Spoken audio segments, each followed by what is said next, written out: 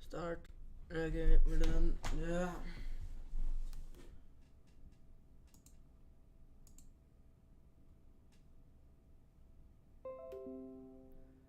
Testing. Okay, done.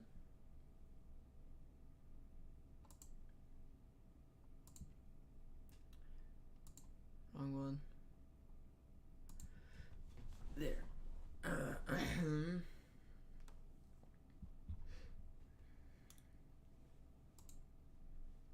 So I'm gonna be checking on YouTube, see how everything's going, because I have not been on for like a month. I've been playing VR for a huge time.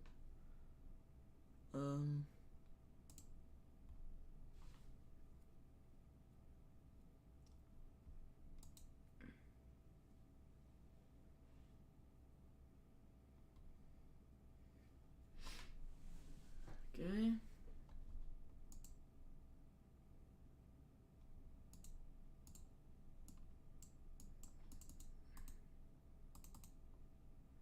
Where does this work?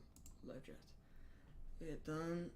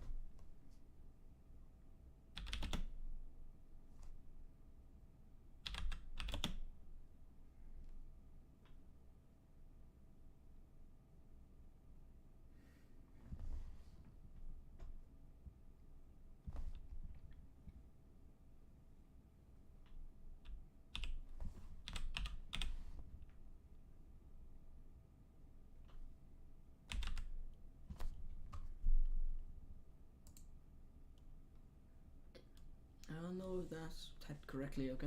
Sorry. Okay.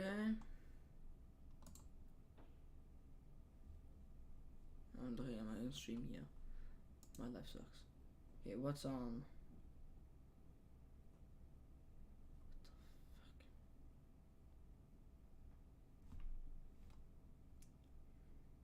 Wait.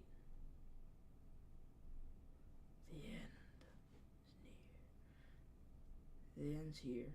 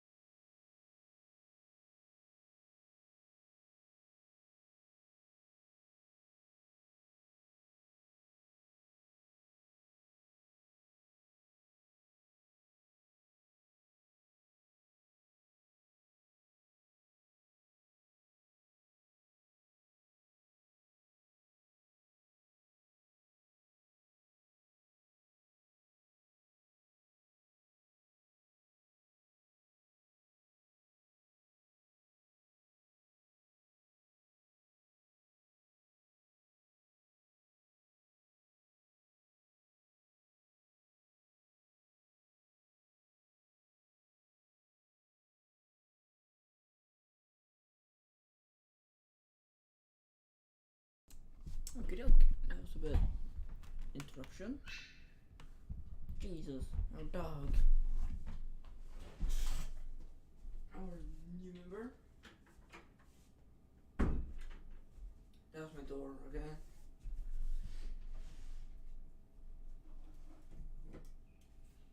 Thinking about Red Bull. Oh my god.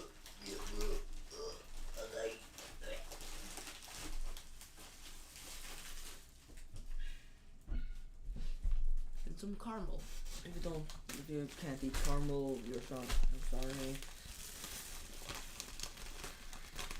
this is caramel, okay?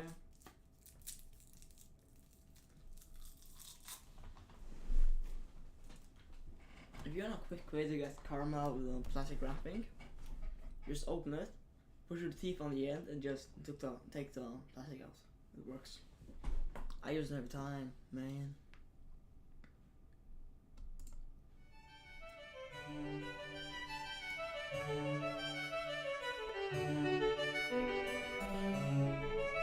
Hey, little Jimmy. Yeah, what's up? Do you like Pirates of the Caribbean? Yeah, it's alright. So do you think it'd be fun to be a pirate? Yeah? Well, guess what? You couldn't be more wrong. Oh, fuck. Yeah, I know. At some point, Every kid has dreamed about being a swashbuckling, corn-shuckling, wife-cuckling, cocksuckling pirate, but trust me when I say, it was really not all it's cracked up to be. First, we'll talk about the food. So one staple of the pirate diet was salted meat, usually wild oxen or pork. And I love jerky as much as the next guy, but this wasn't like a bag of Jack Legs. In fact, it was probably closer in texture to your shoes than any meat you've ever eaten. In those days, you couldn't just snap into a Slim Jim. That's a modern luxury that we take for granted. Back then, the slogan was, gnaw on a Slim Jim for minutes on end, grinding it between your molars while the gallons of salt turn your mouth into a desert until the mangled hunk of flesh in your mouth is just soft enough to be shoved down your greasy fucking pirate throat without tearing a hole. Another essential food item was known as hardtack. This was essentially just flour and water baked into a cracker-like brick. Beyond the fact that it was totally flavorless, hardtack was also extremely dense, to the point where pirates would often have to slam their fists down on it in order to break it into pieces small enough to fit in their mouth. As long as it was kept dry, hardtack almost never spoiled, although it often became infested with weevils. Excuse me, sir, I'm a vegan, so can I have a new piece? One without any of Mother Nature's beautiful creatures in it? Thanks. Wait a minute, is this gluten-free? This better be hemp rope. Nah, but the weevils didn't make you sick or change the taste all that much, so, and this is true, the crew would just eat it in the dark, so that way they couldn't tell if they were eating a normal chunk or a weevily one. Then there's the crowding. So pirate ships typically packed in as many crew members as possible, because more pirates means more manpower when you go to board an enemy ship. Of course, the downside to that is that you're basically like a bunch of hairy, unwashed sardines. Let me illustrate what a typical night below deck was like. So you're sprawled out on the damp, musty wood floor. Everything's pitch black, you can't see a thing. The smell of the filth and the mold forces you to only breathe through your mouth. Suddenly, your left hand feels wet, probably just seawater leaking through the hull. You sniff your hand, nope, no, that's piss. You feel something furry rub up against your elbow. It was either the body of a diseased rat or the beard of your diseased crewmate. Either way, that's probably where the piss came from. Some guy's moaning loudly in the next room. Hopefully he's just jerking off, because if he's dying, that's one more body to deal with in the morning. Rinse and repeat for 8 hours, and then it's daytime. The poor diet and cramped conditions led to disease being a huge problem aboard pirate ships. The most well-known of these diseases is scurvy, where you don't get enough vitamin C. When scurvy first begins, you just kind of feel tired all the time, no big deal. Then you get weird spots on your skin and your gums start bleeding. This progresses until all your teeth fall out and all of your body's mucous membranes start gushing blood and pus, causing you to die. So that's a lot of fun. There were tons of other diseases too, I won't go through them all, but here's a few honorable mentions. Also, some people say that alcoholism is a disease. I might just be disturbed, but that's one sickness I could definitely get down with. If it is a disease, then yeah, just about every pirate had this one.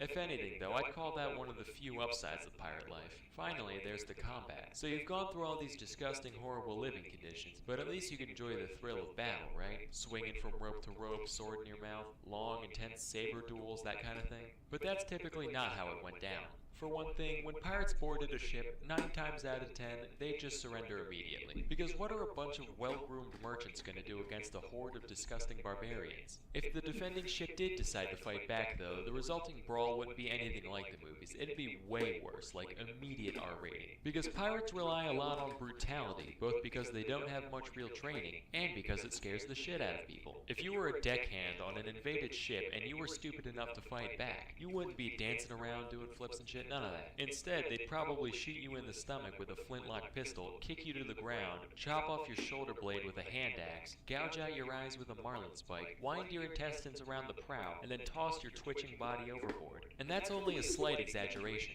Honestly, if Jack Sparrow got attacked by actual pirates, he wouldn't last a second. It's kinda like a used car salesman going to prison, like, I'll be fine. If anybody tries intimidating me, I can get out of it with my quick wit and charming personality. Boy, you look real pretty from behind.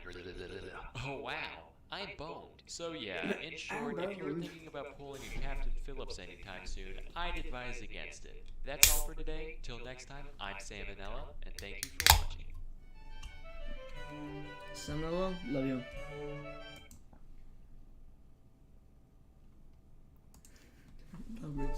Grammarly does more than catch errors.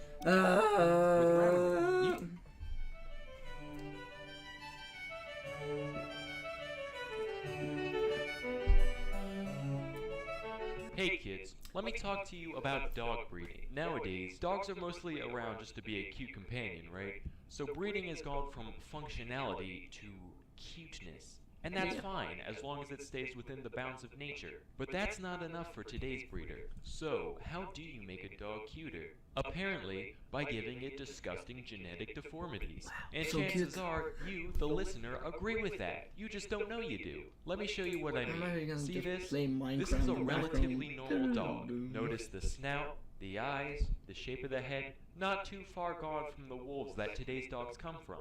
Now let me take you through some other breeds. First is the Bull Terrier. 100 years ago, still looked pretty normal, right? Now here's today's version. Jesus, who needs snouts, right? Let's just give it a long, continuous, boomerang-shaped head with two tiny holes at the end. Seriously, it looks like Toucan Sam is trying to fit inside a dog costume. And look at its eyes! They're permanently pointed up at the sky as if to say, God, why did you let me become this? Please kill me. Do you guys remember Spuds MacKenzie, the old Bud Light mascot? Well, I just realized why they chose a Bull Terrier of all dogs. It's because he looked like his mom drank nothing but Bud Light for her entire pregnancy. Next up is the Pug. I'll probably get some hate for this one, but I don't care. They've been bred specifically to look like they've been smashed in the goddamn face with a frying pan. And because of this, because of their fact that their skull is shaped like a fucking tuna can, they can barely breathe their whole lives. Ever been around a pug? Constantly, no matter the temperature or the weather, they sit there going, gah, gah, gah, gah.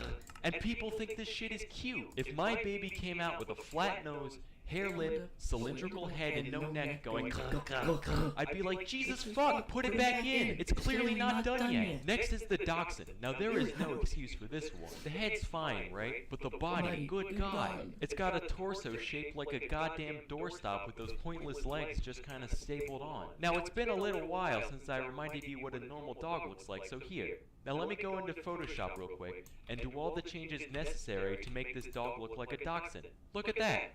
That's not okay. Why even have legs at this point? Might as well just keep going until it's just a drumstick from the neck down. And there's no reason. It's just one day someone was like, well, people like dogs, and people like ferrets, so why don't we make some chimera abomination halfway in between the two, and see what happens. My least favorite breed, though, out of all of them, it's just straight up fucked in every way. A testament to humankind's never-ending corruption of the natural world. I'm talking about the Chihuahua. It's like somebody took a normal dog and boiled away every aspect except for anger and neuroticism, leaving this tiny hell creature behind. And this is one of the nicer pictures I could find. Take a look at this. Someone call a priest, and we let these things inhabit our homes. This poor woman's gonna wake up with her fucking nose chewed off and just be like, oh, Mr. Wiggles was a little hungry this morning, wasn't he? Meanwhile, the dog's just sitting there like, bloodlust. The only time they're not being needlessly aggressive towards people is when they're all pissing, shitting, and vomiting all over their surroundings. And you would think such a small dog would at least produce manageable waste, but much like the creature itself, the small things it does expel are straight up toxic. It's like some of the Chihuahua's pent-up hatred for the mortal plane manifests itself in every dump it takes. I would rather clean up a full-grown man's shit from my floor than wipe up the septic nightmare that is Chihuahua squirts. The only good thing about owning a Chihuahua is that if it ever gets rabies, it'll be fine, because you won't be able to tell the goddamn difference. It'll still be sitting there, business as usual. So that's my little rant about the monstrosities that live right beneath our noses. I'm Sam Manella, and thank you for watching. Except for that one doesn't have a nose.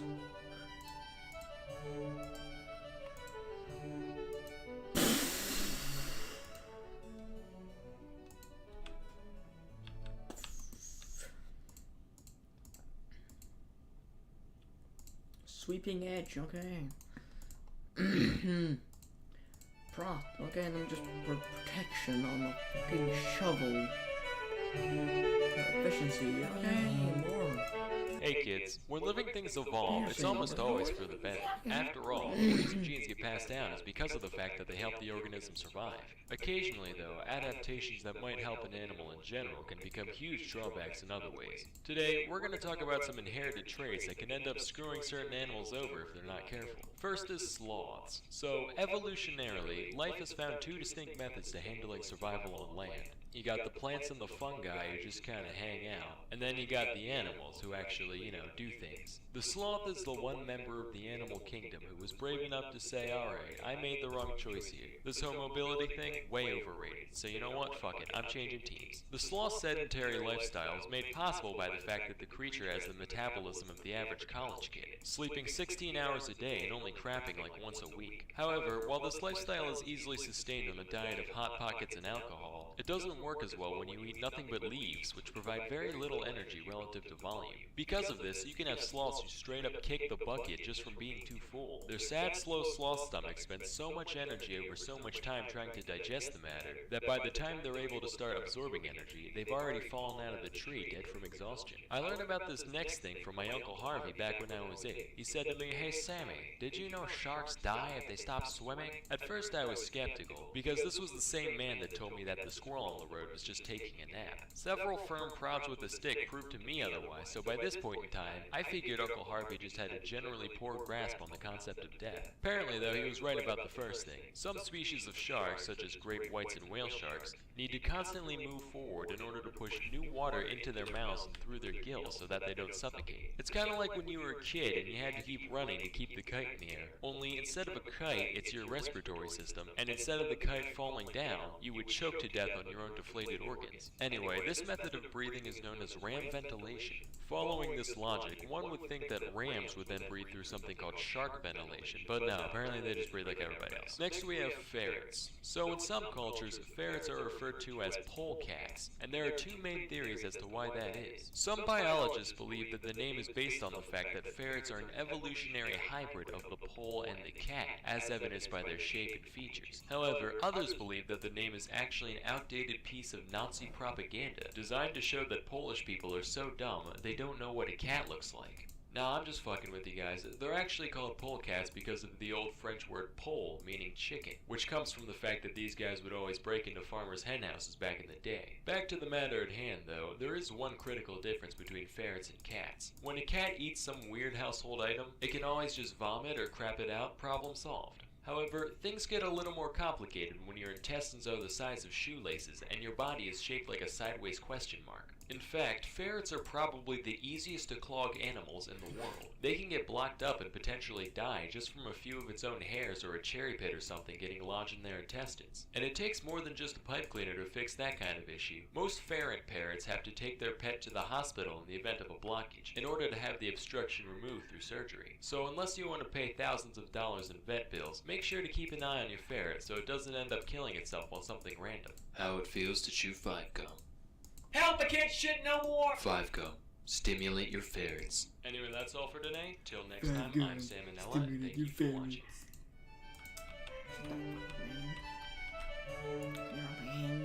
Thing. Pitch. Pigeon. I'm gonna die.